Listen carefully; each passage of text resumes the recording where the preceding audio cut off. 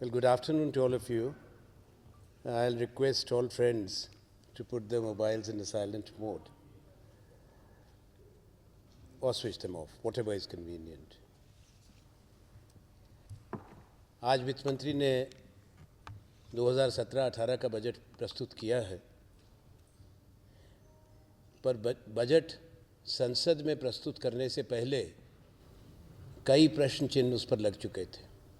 पहले तो बजट की सैंक्टिटी और पवित्रता भंग हो गई थी 31 दिसंबर को ही, जब भारत के प्रधानमंत्री ने मुख्य घोषणाएं स्वयं कर दी थी।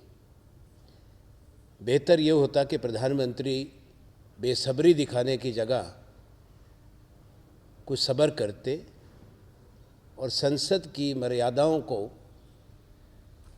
सम्मान करते हुए वित्त मंत्री के बजट प्रस्तुति का इंतज़ार करते, जो उन्होंने नहीं किया।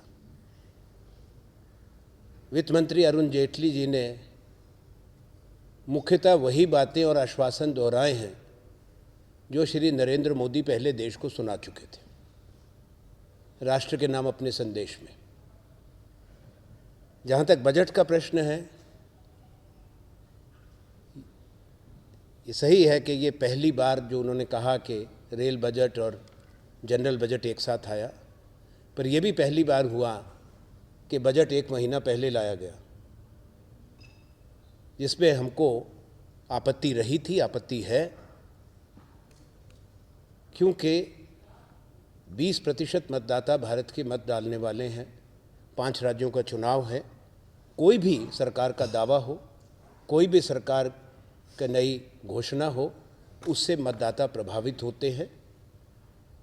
पर खैर, क्योंकि बजट प्रस्तुत कर दिया गया है, उस पर हम अपनी टिप्पणी करना आवश्यक समझते हैं। पहला, ये निराशाजनक बजट है, दिशाहीन है। इसका कोई रोड मैप नहीं है कि विकास कैसे होगा और रोज़गार के अवसर कैसे उत्पन्न किए जाएंगे।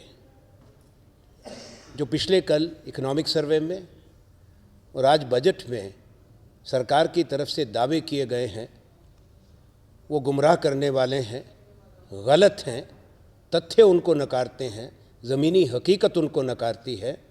इसलिए सरकार की जवाबदेही बनती है।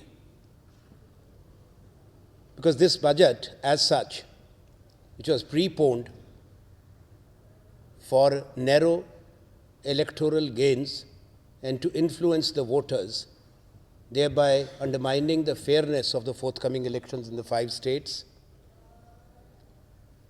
has deeply disappointed whether it's the investor, the farmers,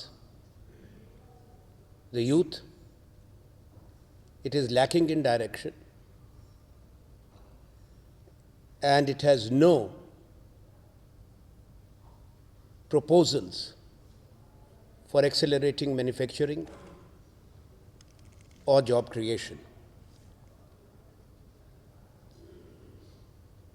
सरकार ने जो आंकड़े दिए हैं विकास के, ग्रोथ के, वो संदेहजनक हैं, क्योंकि जो सालाना प्रोजेक्शंस हैं और एस्टीमेट्स हैं, वो दोनों गलत हैं। उसका मैं कारण आपको बताता हूँ कि पहले जो बजट होता था उसमें भी कठिनाई आती बजट को तैयार करने में। केवल 7 महीने के या 8 महीने का डेटा उपलब्ध होता था बजट बनाने के समय, चाहे CSO के पास, चाहे वित्त मंत्रालय के पास, क्योंकि वित्त जो वर्ष है, वित्तीय वर्ष, वो 1 अप्रैल को शुरू होता है। But this time the projections for the financial year for one full year and for the budgetary estimates for one full year have been based on a data of 6 months. So it's therefore unconvincing and completely lacks credibility. क्योंकि सारे आंकड़े जो दिए गए हैं, चाहे वो GDP के दिए गए हैं, चाहे वो रेवेन्यू कलेक्शन के दिए हैं, टैक्स कलेक्शन के दिए हैं, जो जन कल्याण कार्यक्रमों पर खर्चा है, पब्लिक स्पेंडिंग है, वो जैसा मैंने कहा 6 महीने के डाटा पर ये बनाया गया बजट है। और इसमें जो 7वें महीने में हुआ डीमोनेटाइजेशन, जिसका प्रधानमंत्री और सरकार और वित्त मंत्री ने आज बजट में भी बड़ा उसकी सराहना की है, अपनी पीठ ठोकी है, वो भी उसके बावजूद मैं कहूँगा कि बजट में कोई सही उल्लेख नहीं है कि सरकार के 8 नवंबर के निर्णय का जो प्रधानमंत्री ने घोषणा की, उसका देश की अर्थव्यवस्था पर कितना प्रभाव पड़ा है, कितना नुकसान हुआ है। जब तक वो आंकड़े सामने नहीं आते, केवल 6 महीने के 8 नवंबर से पहले के डेटा पर पूरा बजट तैयार करना, पूरे एस्टीमेट्स बनाना, पूरा अगले साल का प्रोजेक्शन देना बेईमानी का काम है।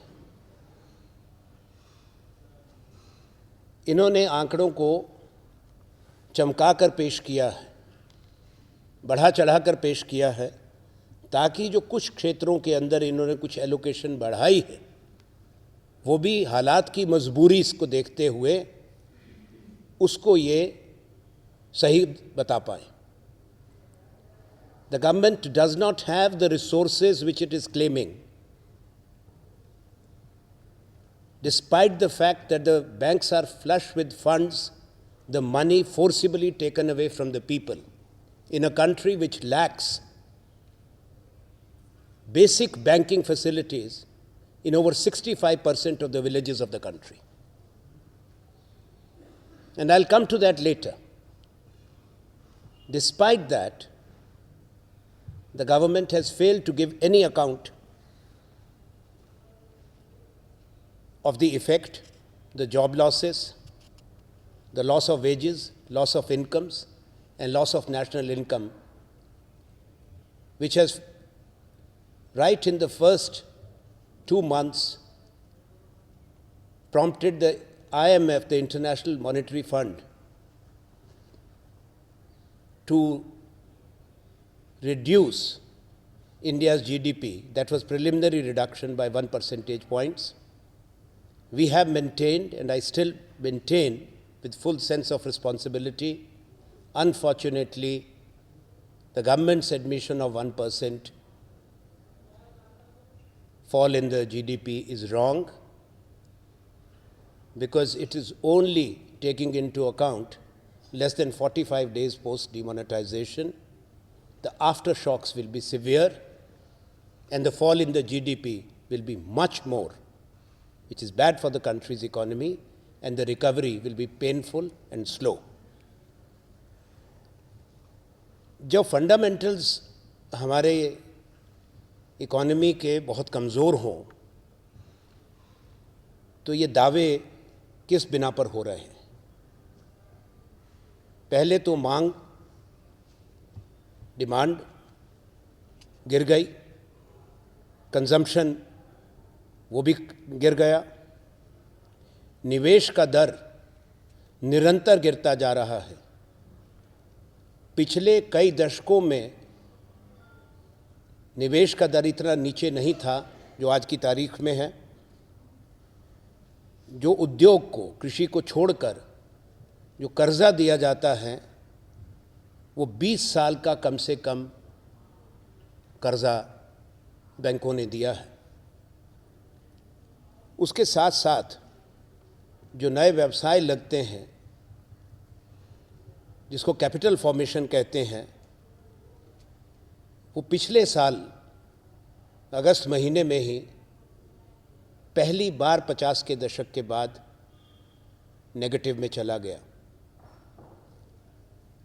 So as I've said, the fundamentals are nosediving, fall in demand, fall in consumption, a historic low investment rate, credit offtake for industry at 20-year low,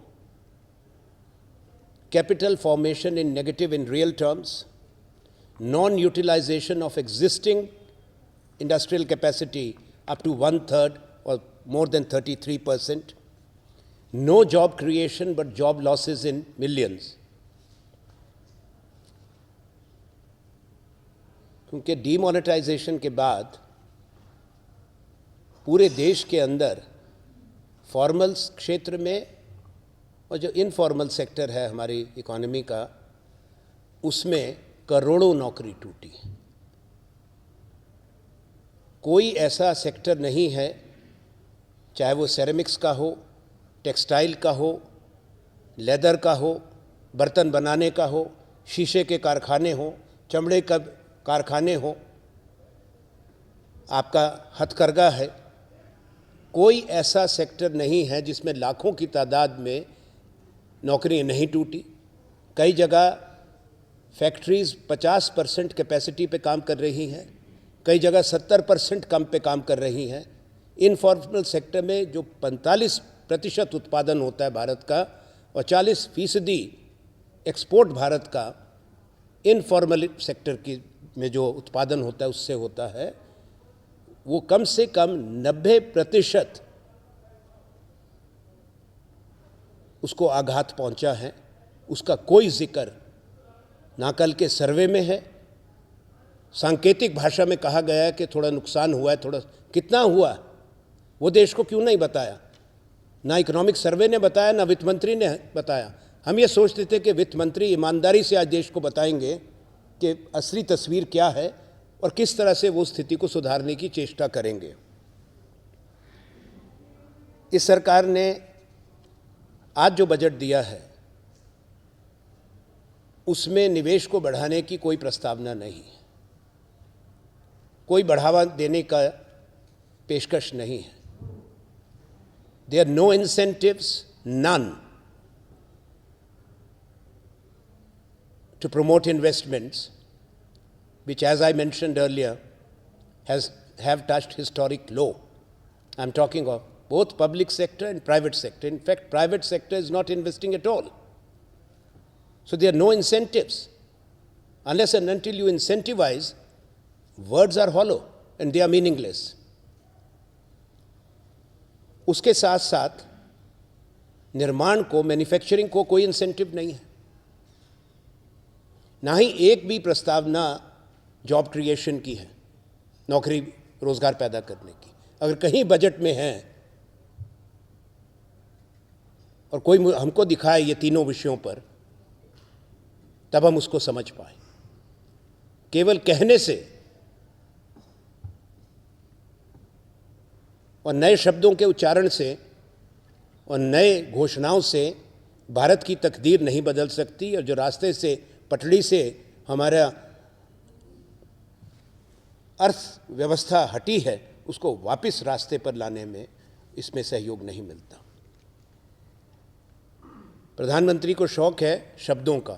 प्रधानमंत्री बनने से पहले शौक था, जिन्होंने कभी 3 C's 5 T's आपको याद होगा कहा था। अब वो कभी स्टैंड अप इंडिया करते हैं, कभी डिजिटल इंडिया बोलते हैं, आज टेक इंडिया भी बोला वित्त मंत्री ने। ये कितने भारत हैं? टेक इंडिया भी बन गया, डिजिटल इंडिया भी बन गया, स्मार्ट इंडिया भी बन गया, स्टैंड अप इंडिया भी हो गया। The reality is they have shut down the Indian economy. This country was standing up, the Indians were standing up even before that. By these high-sounding words, they are not going to change the ground realities of what is happening in this country. We also have objections to the wrong statements being made and pandered to the people. Yesterday's economic survey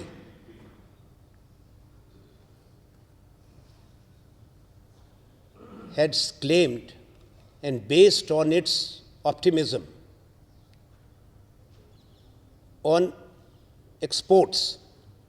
Now, what is India's share of exports in merchandise exports in the world? And said there is an increase. I would like to challenge the government here.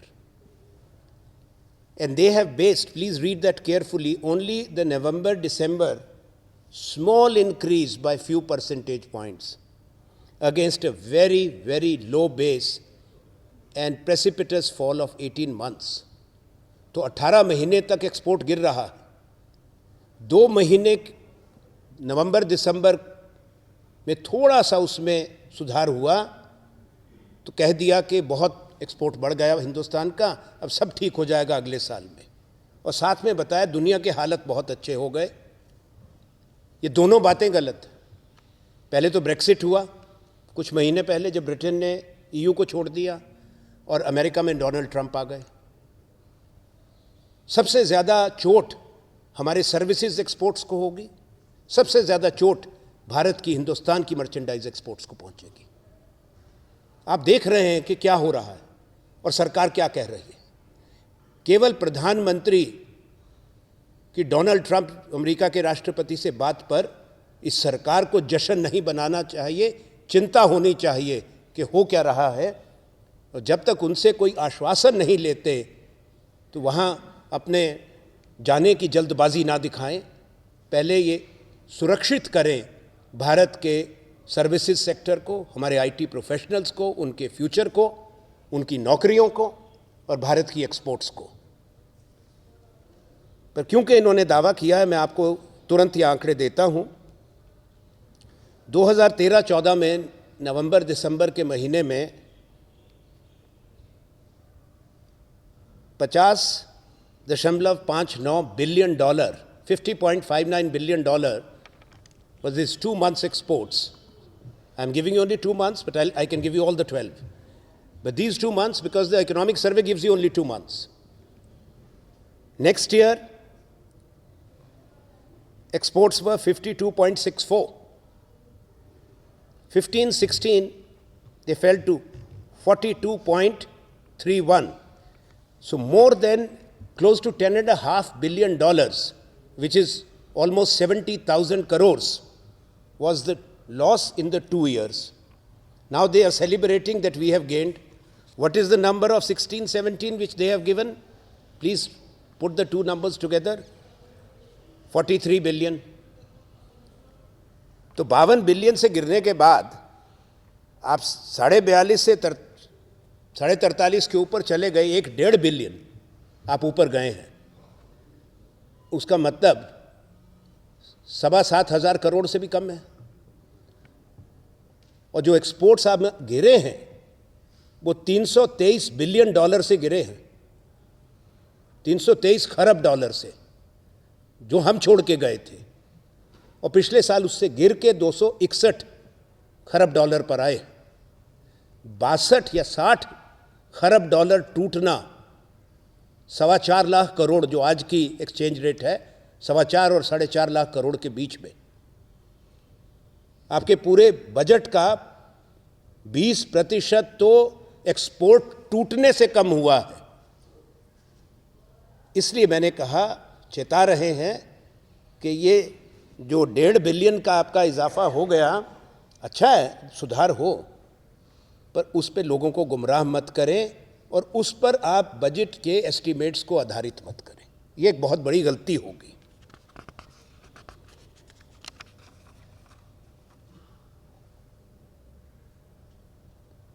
सरकार ने, जैसा मैंने कहा, ये सही है कि कुछ सोशल सेक्टर और ग्रामीण विकास के लिए कुछ एलोकेशंस बढ़ाई हैं. अधिकांश सोशल सेक्टर के जो स्कीम्स हैं वहाँ पर जो, अगर आप इन्फ्लेशन को, मुद्रास्फीति को फैक्टर करें तो उसमें जो बढ़ोतरी है वो नगण्य है. पर जहाँ किया है वो हालात को की मजबूरी से हुआ है, क्योंकि गांव में बहुत ज़्यादा तकलीफ़ है लोगों को, गरीब लोगों को, किसान को, और एक पलायन हुआ है पूरे देश से. लोगों की जो दिहाड़ी है, डेली वेजेस हैं, वो करोड़ों हिंदुस्तानियों के टूटे हैं. और जो आमदनी है हर दिन की, डेली इनकम जिसको कहते हैं, वो भी टूटी है। जो लोग सेल्फ एम्प्लॉयड हैं, जो अपनी चीज़ बेचते हैं, अपनी चीज़ बनाते हैं, उनका भी बड़ा नुकसान हुआ है। इसलिए ग्रामीण क्षेत्र में सरकार को बढ़ाना पड़ा। सरकार के पास पैसा था, पैसा जनता का है, इसे बताया क्यों, वित्त मंत्री ने तो नहीं बताया, पर सबको मालूम है 98% पैसा वापस बैंकों में आ चुका। ये प्रश्न है, क्यों नहीं बताया आज कि कितना पैसा वापस आ गया? क्यों नहीं बताया कि उसमें से काला धन कितना है? पैसा तो सरकार ने ले लिया। और जो आज वित्त मंत्री ने कहा कि अब हम इससे क्रेडिट देंगे उद्योग को सस्ती दरों पर, ये किसका पैसा है? आप सस्ती दर पर कर्जा दें, अच्छी बात है, पर आपने जो इंटरेस्ट देते थे, आप ब्याज देते थे गरीब आदमी को, कर्मचारी को, किसान को, मजदूर को, गृहिणी को, उनके जो बचत खाते में पैसा था उसको तो आपने कम कर दिया या नहीं किया? फिक्स डिपॉजिट पर आपने इंटरेस्ट कम कर दिया, तो आपने गरीबों का तो इंटरेस्ट रेट भी कम कर दिया और साथ में पैसा राशन कर दिया। बिना तैयारी के सब इंतजाम हुए, वो भी मैं आपको बताता हूं। पर उसके बाद अगर आप देखें, वल्नरेबल ग्रुप जो हैं उनका एलोकेशन में केवल 42 करोड़ की बढ़ोतरी हुई है। सर्व शिक्षा अभियान, जो शिक्षा की बड़ी बात होती है, उसमें केवल 1000 करोड़ बढ़ा है। मिड डे मील स्कीम में केवल 300 करोड़ का इजाफा हुआ है। मेरे पास उदाहरण बहुत हैं देने के, यहाँ तक कि स्वास्थ्य के क्षेत्र में भी कोई बड़ा इजाफा नहीं हुआ। इजाफा हुआ है SC ST का, ग्रामीण क्षेत्र का, वहाँ पे इसमें बढ़ोतरी है। पर इसके साथ जुड़ा एक और प्रश्न है, मनरेगा का जो वित्त मंत्री ने बड़े हर्षोल्लास से जिक्र किया कि इतनी ज़्यादा पैसा बढ़ा दिया। पिछले साल 48,500 करोड़ से बढ़ाकर वो मनरेगा का पैसा 47,500 करोड़ कर दिया। रिवाइज्ड एस्टीमेट कब बनते हैं, और अब उसको 500 करोड़ और बढ़ा दिया। ये कोई दरियादिली नहीं है।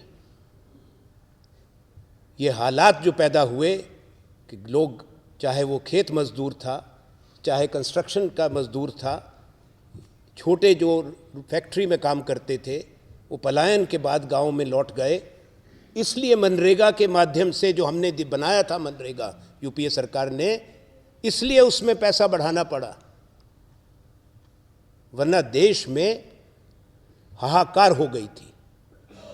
तो ये सरकार ने कोई मेहरबानी नहीं करी है, ये सरकार की तरफ से स्वीकृति है कि गांव में हालात बहुत खराब है। This sudden increase in the last quarter, आप post revise estimates in MNREGA allocation is an admission itself of the sufferings inflicted on the poor people post demonetization, the loss of jobs, loss of daily wages, loss of daily incomes, and a kind of exodus which took place, and the people returned to their villages. Just for the survival, this allocation has been increased, and I want to underscore that with absolute clarity so that there is no misgivings and people don't get misled by this government's false propaganda. I'm using the word false with full responsibility because it's false. बाकी तो घोषणाएं प्रधानमंत्री ने कर दी थी, वित्त मंत्री ने दोहरा दी, but the finance minister has done himself no good, nor should he be given credit for literally rubber stamping and parroting what announcements were already made by the Prime Minister. उसके साथ साथ जो 60 दिन का इंटरेस्ट वेवर के ब्याज जो है किसान को कर्जे पे उसको माफ़ी कर दी, ये कोई एहसान किया है? किसान का नुकसान कितना हुआ उस वक्त?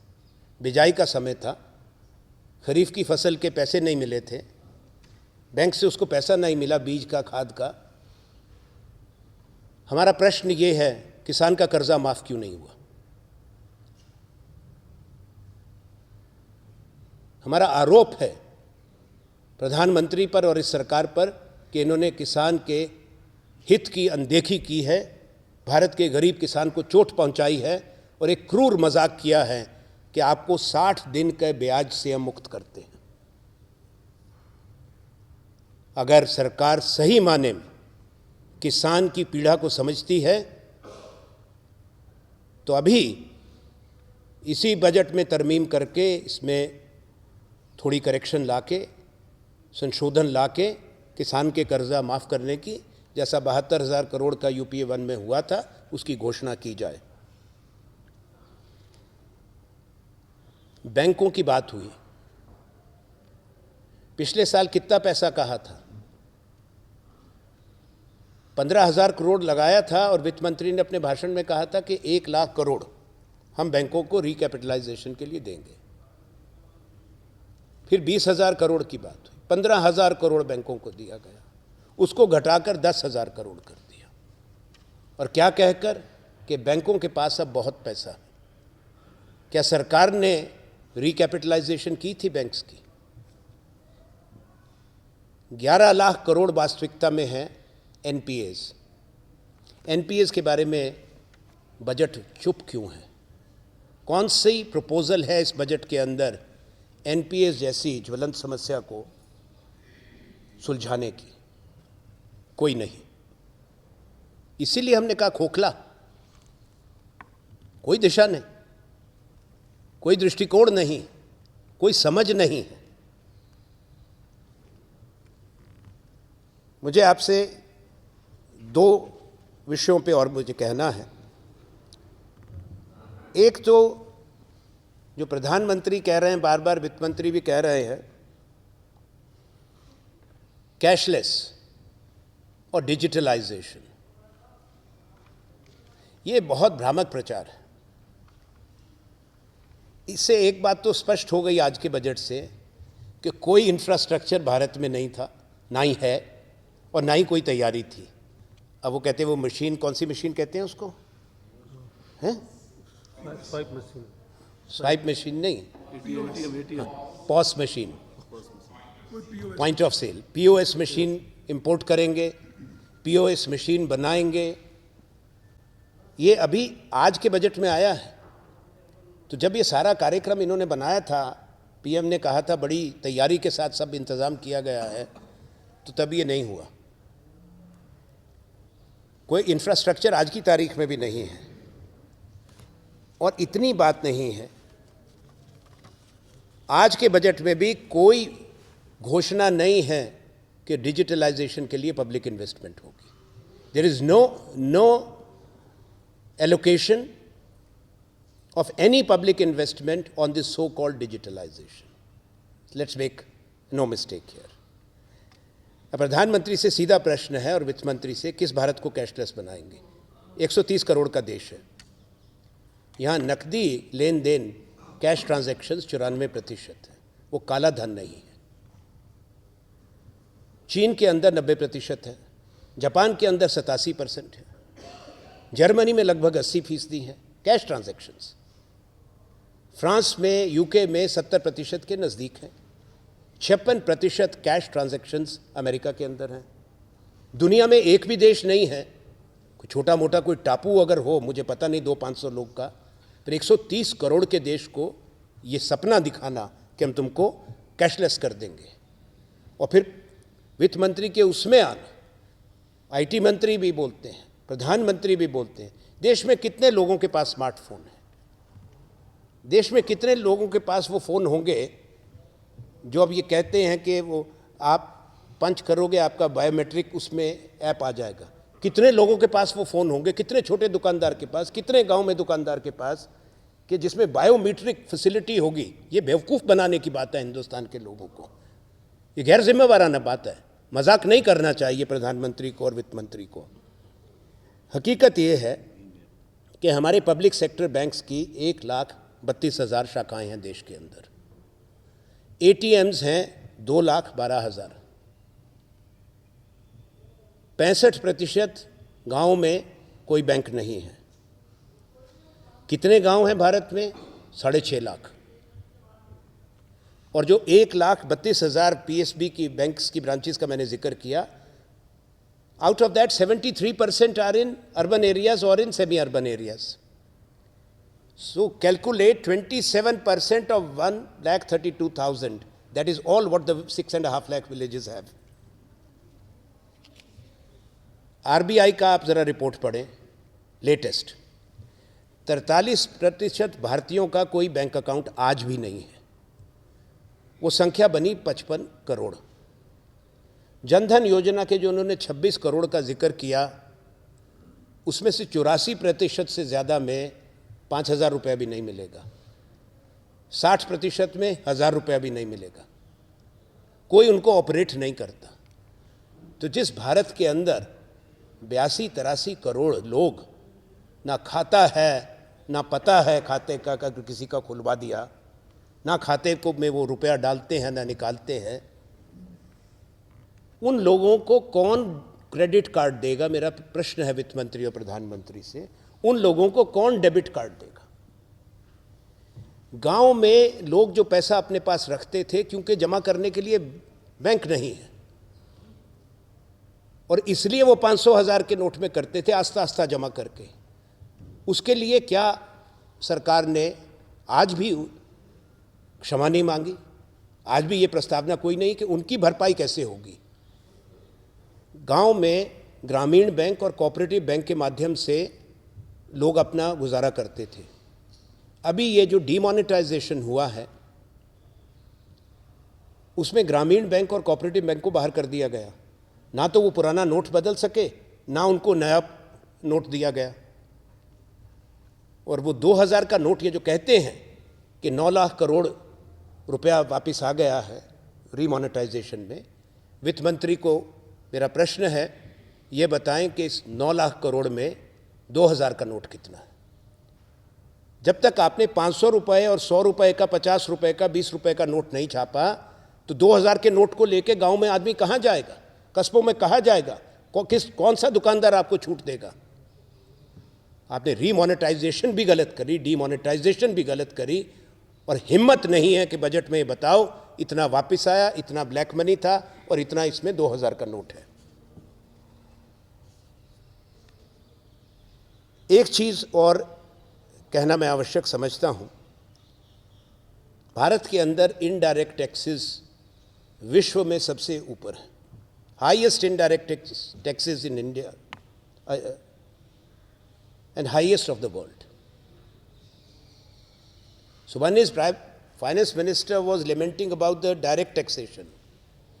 I want to ask him about the indirect taxation, where again he is celebrating that there is an increase. पैसा बढ़ गया, सही माने में बढ़ गया। मैंने इसको देखा गौर से कि कहाँ से बढ़ा। साथियों, 2014 मई में जो हिंदुस्तान में आयात करके, इंपोर्ट करके क्रूड लाया जाता था, पेट्रोल डीजल जो हम इस्तेमाल करते हैं, उसकी कीमत 109 और 114 डॉलर के बीच में थी एक बैरल की। पिछले साल औसतन ये कीमत 41 डॉलर रही, अभी हाल में 50 के ऊपर गया। तब दिल्ली में पेट्रोल 71 रुपये का था, आज भी उतने का ही है लगभग। डीजल तब भी उतने का था, आज भी उतने का ही है। आधे से कम अंतर्राष्ट्रीय बाजार में कीमत हो। पर हुआ क्या? जो कस्टम्स और एक्साइज ड्यूटी लगाते हैं, पेट्रोल की कीमत अंतर्राष्ट्रीय बाजार में गिरती गई और सरकार अपना custom, excise, central excise, cess, surcharge बढ़ाती गई। कुल सेंट्रल एक्साइज जो सरकार ने इकट्ठा किया वो 91,491 करोड़ है, जिसमें से पेट्रोलियम प्रोडक्ट्स पर केवल मैं एक्साइज की बात करता हूँ वो 60,796 करोड़ है। तो सरकार के पास पैसा किसका है? बैंक में पैसा आपका है और ये भी आपसे ही ले रहे हैं, आम उपभोक्ता से ले रहे हैं। और जो पेट्रोलियम प्रोडक्ट्स पर सब्सिडी है उसमें सरकार की बहुत बड़ी बचत हुई है। 29% सब्सिडी सरकार ने कम कर दी पेट्रोलियम प्रोडक्ट्स पर। उधर से सेंट्रल ये customs, ad valorem duties, excise बढ़ती जा रही है। आपका पैसा छीन के अपने पास कर रहे हैं कि हमारी आमदनी बढ़ गई। और आपको जो सब्सिडी देते थे वो घटा दी। 54,000 crore, 54,000 crore has been the saving. So this government is dishonest. This government is untruthful. This government is insensitive to the sufferings of the people, and the budget as such has been one of the most disappointing, directionless budget which actually will not spur growth but will suffocate growth, as I have explained in great detail.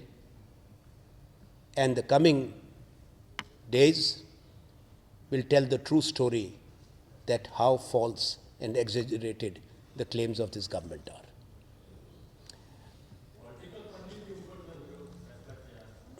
देखिए, मजाक है। कई साल पहले election commission ने कहा कि 20,000 का चंदा ले ले पॉलिटिकल पार्टी, वो 20,000 से घटा के 2,000 कर दिया। मुझे तो कोई आपत्ति है नहीं। हम लोग तो चेक से पार्टी के ट्रेजरर को अपनी पूरे महीने की तनख्वाह अलाउंसेस देते हैं, और पार्टी के दफ्तर को भी आए महीने हम सब लोग बाई चेक अपना पैसा भेजते हैं। पर जो गरीब आदमी हैं, मैं आपको एक चीज़ बता दूं, कैश ट्रांजैक्शन की जो उन्होंने बात की, जनरल इसकी चेक ट्रांजैक्शंस की, because I forgot and that's very important when I was talking of cashless and digital India, that the number of Indians, as per the World Bank Financial Inclusion Report, who do check transaction is less than 7%. देश में check का इस्तेमाल करने वाले 7% से कम लोग हैं और कार्ड का इस्तेमाल करने वाले 2.5% से कम लोग हैं। तो गरीब आदमी 2,000 का देगा, पहले 20,000 देता होंगे। अगर इनको सही माने में कोई रिफॉर्म करना था पॉलिटिकल फंडिंग में, तो एक नेशनल कॉर्पस क्रिएट करते, इलेक्टोरल फंड क्रिएट करते, इलेक्शन कमीशन से बैठकर एक क्राइटेरिया तय करते कि कौन से राष्ट्रीय दल होंगे, नेशनल पार्टीज, कितना वोट पड़ता है उसके आधार पर तय करें, और कौन से स्टेट पार्टीज कही जाएंगी और उनको क्या परसेंटेज उसी अनुपात में नेशनल कॉर्पस से इलेक्टोरल फंडिंग होगी। सरकार के पास पैसा तो बहुत है, अब तो कमी है नहीं, तो वो पैसे से अगर ईमानदारी से काम करना चाहते थे तो सही माने में electoral reform would have been if they had created a national electoral trust and fund. Why they have not done? That's my question. और दूसरा उसी से जुड़ा सवाल है, भारतीय जनता पार्टी वाले जो बड़ी बड़ी इनके जलसे हो रहे हैं, 10 जहाज हेलीकॉप्टर इनके नेताओं को लेके जा रहे हैं। कुछ नेता भारी भरकम है, उसमें 2 लोगों की जगह ले लेते हैं, ज़्यादा जहाज हेलीकॉप्टर इस्तेमाल हो रहे हैं। पर मालूम करिए, बीजेपी इसका आंकड़े दे कि कितने जहाज उन्होंने अभी हायर किए हैं, how many planes have been chartered, how many helicopters, how many vehicles, what is the form of electoral spending? The huge amounts are being spent on Prime Minister's rally. Huge amounts. ये कौन सा धन है? ये कौन से special bank में छपा है जो साधु संत फकीरों का बैंक कहा जाए जिसको? ये कहाँ से ये पैसा लाए? ये दिखावा और पाखंड जो 2,000 करने का, इसको बंद करे, पहले अपना हिसाब भी दे।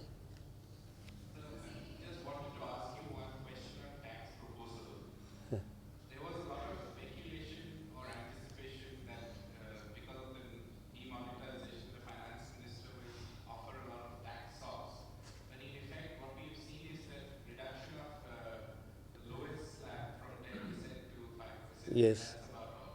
So how does the Congress view this? Do you think that this is too little or? Of course it is too little. because there are so many tax saving schemes which all of us know about. Whether you take saving certificates, bonds, there are many schemes. You have your PPF accounts, you buy insurance policy. So as a result, those people who come in this slab of 5 to 10 lakhs is the lowest. So they say now above 4.5 you will be saving some tax because of reduction from 10% to 5%. We have done a preliminary ballpoint calculation. So maximum benefit will be less than 12,000 to those who have not gone in for any tax saving schemes. But those who have gone in for tax saving schemes, even those who have earned more than 10 lakhs, they will have no benefit. That's the truth. And you can calculate, many of you would have studied economics. This is what it will boil down to.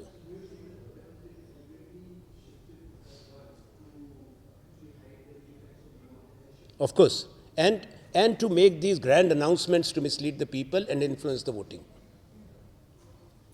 Vote प्रभावित हो और देश गुमराह हो, इसलिए budget को पहले लाएं। इसीलिए मैंने सरकार को कहा है कि इनकी नीयत पर हमने सवाल उठाया है और बजट में जो दावे किए गए हैं गलत हैं और बेईमानी के हैं। मैंने आपको विस्तार से बताया कि आप 6 महीने का डेटा लेकर पूरे साल की प्रोजेक्शंस कर रहे हो। आपने कोई डेटा नवंबर महीने से पहले के डेटा पर आप बता रहे हो कि आप कितनी तेज़ी से आपकी गाड़ी दौड़ रही है, उसके बाद तो आपने वो गाड़ी से पेट्रोल की टंकी को पंक्चर कर दिया और ड्राइवर के हाथ से चाबी छीन ली। जो हमारी इकोनॉमी की गाड़ी चल रही थी वो तो रुक गई वहाँ पर, उसका हिसाब दिया ही नहीं।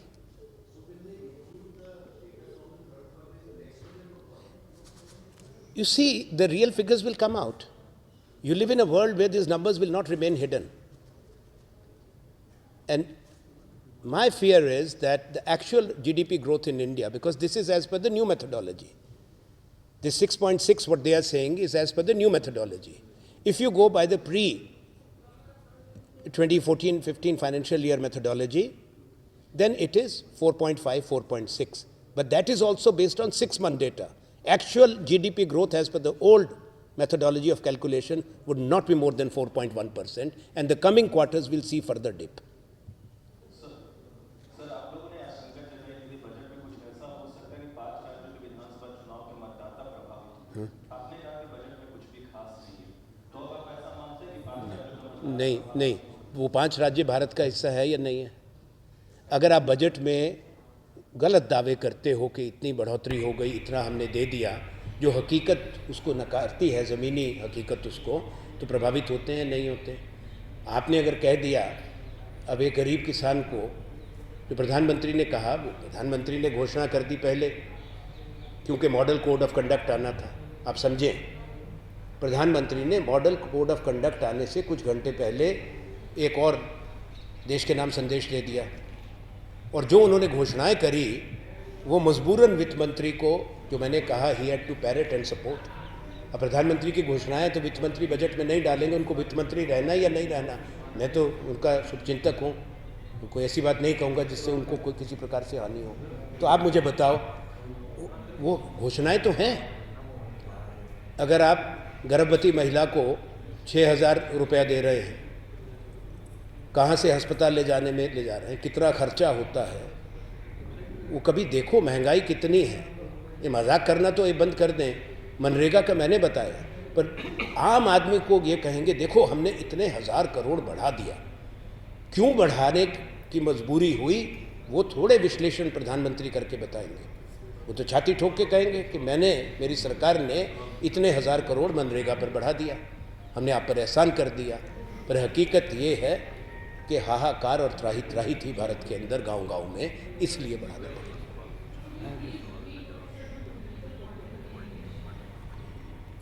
Well, this government lacks commitment and sincerity when it comes to bringing in major electoral reforms, particularly with regard to the political funding. Had the Prime Minister and Finance Minister been sincere, they should have discussed with the Election Commission, convened an all-party meeting and made a proposal in this budget to set up a central election fund and a national trust for election funding or political funding, election funding. And accordingly, they could have given money to the recognized national parties or the state parties. The government has made they have not done even a preliminary exercise. They have not spoken to anyone. So it's all right, like this other balloon which they have been floating and confusing people, that universal basic income will come. ये इनको कौन इनका सलाहकार है? मैं नहीं मानता कि वित्त मंत्री इतनी बड़ी गलतियां कर सकते हैं, क्योंकि मैं उनकी परिपक्वता जानता हूँ, थोड़ा ज्ञान रखते हैं वो। इसलिए मुझे जब सारा प्रधानमंत्री कार्यालय में सारी शक्ति, सारा निर्णय लेने के अधिकार, सब फैसले, सब घोषणाएं तो एक ही व्यक्ति करते हैं, एक ही प्रधानमंत्री कार्यालय से सब कुछ होता है, सबको मालूम है। That's why I said right in the beginning कि finance minister's budget sanctity was violated by the Prime Minister on the 31st of December. That's the truth. And one last parting shot which I want to make is that they say that increased transparency. There is complete opaqueness in this government. Nobody knows. RTI has been diluted. Look at India's standing today, even when it comes to the corruption index. We are falling on every front. Yet the Prime Minister keeps on thumping his chest and making claims which per force his ministers have to repeat because they have no choice.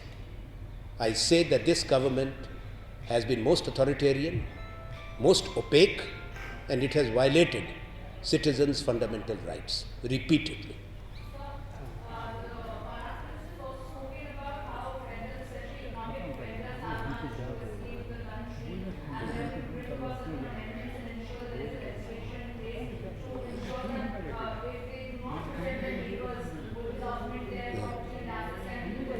Do you know that the laws do give those powers?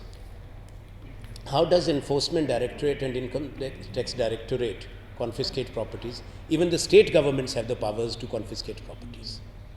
Has Nitish Kumar not done it in Bihar? There are umpteen examples of various states. So I'm surprised he, being a lawyer, should have said it. Which step this government has taken? We brought the Right to Information Act. We brought the Whistleblowers Bill. We ensured that the Lokpal Act was enacted. Narendra Modi ji 3 साल से लोकपाल नहीं लगाया, RTI को dilute किया, exceptions को बढ़ा दिया। कौन सी पारदर्शिता और काले धन के खिलाफ लड़ाई की बात करते हैं? इसीलिए मैं कहता हूं इनकी दोहरी जबान है और पाखंडी है।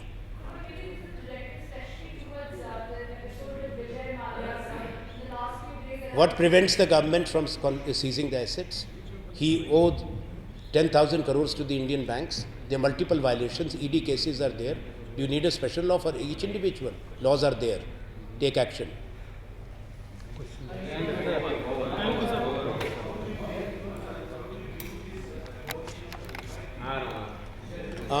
There is a good question if anybody is interested. Now the question is on the abolition of FIPB. FIPB served a purpose. Normally, during our time, we had increased the ceiling up to 300 million, that no FIPB approval will be required. But conditionalities were there because different departments of the government clear a proposal, the nodal ministry, the DIPP and the finance ministry. Reserve Bank always remains in the picture.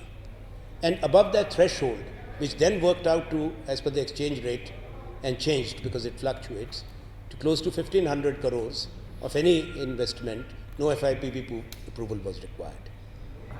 There were further expansions and reforms during our time and during this government's time, and the threshold has been increased substantially. So when we are talking of 300 or 500 million, then actually that would mean a project costing about 6,500 crore of investments. Those were free of any FIPB. But FI scrutiny and approval was a must, particularly in sensitive sectors, and investments, takeovers and acquisitions in those sectors where India's national and public interest is involved. If I give you one illustration, India has been a leader in the production of vaccines. Today we have lost almost 90% our vaccine producing capacity. We were the largest producer of penicillin. We are not producing penicillin. We are dependent. Only 1 or 2 facilities are producing penicillin. We are dependent. We have become dependent on China. In oncology, in injectables, we are world leaders. Also the generics, because this government has been making insidious moves to please United States of America and the American pharmaceutical lobby.